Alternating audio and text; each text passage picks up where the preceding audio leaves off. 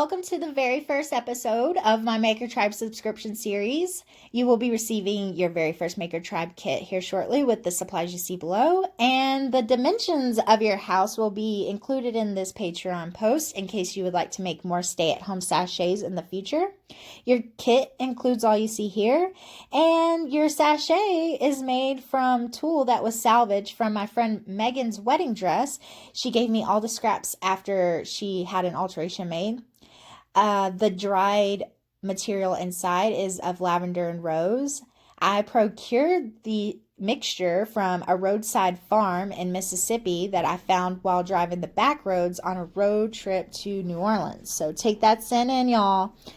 I used a wide array of mediums for this project. I used fabric glue and wanted to show a few options you can use. Either one will work for this project. Another option is embroidery thread. Here are the coordinating colors I chose.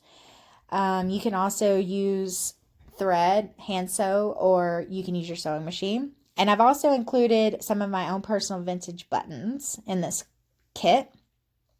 You will receive 2 pieces of cut felt and different vintage fabrics and fabric sheets to use as you wish.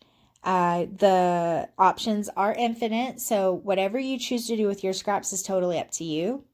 So I wanted to start off by cutting out my door, and I'm just going to work with the pieces that I have and choose which design looks best to me.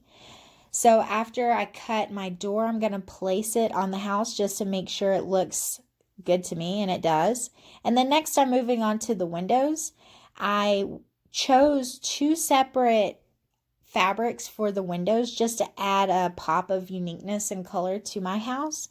So I chose rectangles for the windows because it just looked the best to me. But if you want to use triangles or circles or use your buttons as windows or whatever you want to use, I want you to be the full facilitator to this project. I have just included items that you may want to use in this project. So the idea of this project is just not to be overwhelmed with too many options and to have your creativity on full blast so you don't get overwhelmed, and the premise is just to be creative. So for me, I used fabric tack to glue down my windows. I don't plan on sewing my windows to this felt, so I just used a thin line of fabric tack and then a little dot in the center. Be careful when you do use fabric tack because it does have a tendency to bleed through. So you just want to make sure that you're being thorough, but you're also you're not being too heavy-handed with your glue use. So I'm just lining up my windows and getting them glued down and press that down. Good to go. Next, I'm moving on to the door. The door I did a little bit differently because I do plan to embroider the door. So I just want to make sure that my glue is more towards the center edge. And I do the same thing with the roof. So here you'll see exactly what I do. I begin to glue, and it's more away from the edge that I plan to sew. And this is just so my sewing needle doesn't get gunky from the glue. And I'm just using a small amount around the edges, just enough to get the roof secured on before I start to sew.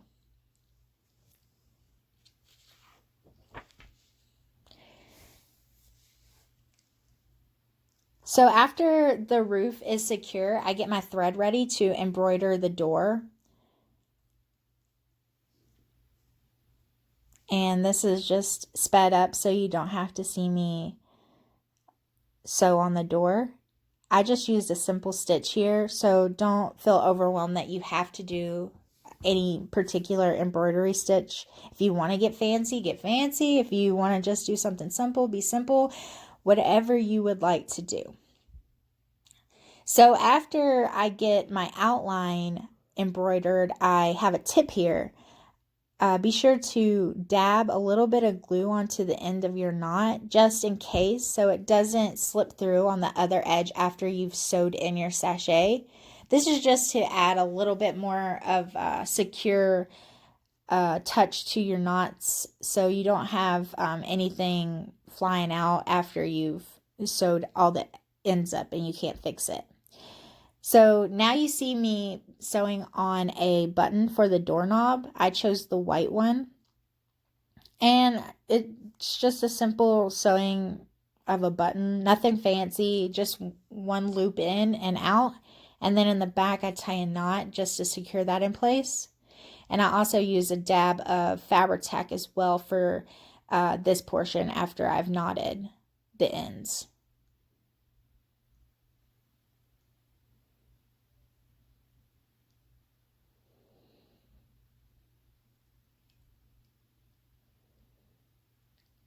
And I'm just going to trim, add my Fabri-Tac, make sure my knot is secured. So once this is ready, I will work on the other side of my house structure. So I'm just going to flip my back piece over after it's glued, and then I'm going to secure the second roof on with glue. And I'm going to do the same thing I did on the front with this side. I'm going to glue the edges, but I'm going to make sure I give myself a little bit of a seam allowance so my sewing needle doesn't get caught in the glue.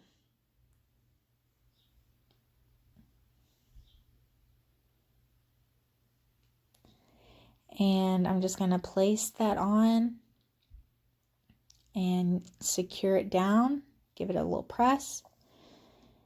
Now I'm just sizing up both sides of my houses just to see if everything's on even. And then I'm going to put my sachet in the middle just to make sure that I haven't overfilled my sachet. Your sachet should be good. I've tested all of them before they were sent out, so you shouldn't have any issues.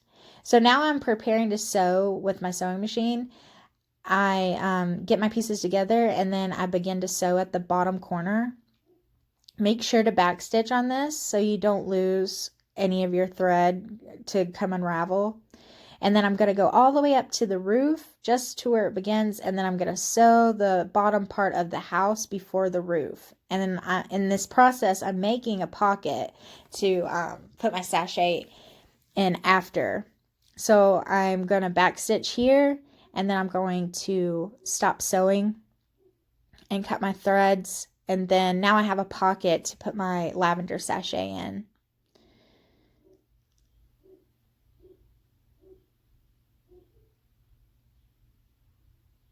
So I'm inserting my sachet now, and I'm going to push the tool in as much as I can so it doesn't get caught once I start sewing the bottom of the house.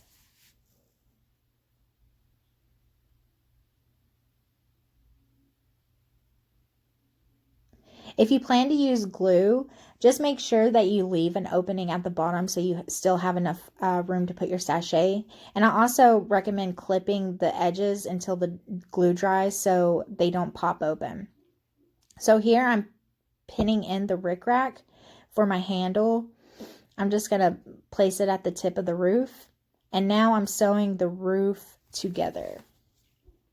I'm starting at one side of the house and I'm working my way all the way around, making sure to backstitch at the beginning. And now I'm going to remove the pin so it doesn't mess up my sewing needle. And I'm going to secure the rickrack in place and finish sewing all the way around the edge. Now I'm adding a little bit of personality to my house. I chose to use a little bit of thread to outline the windows. You can do whatever you want to your windows. Use whatever medium you want at this process.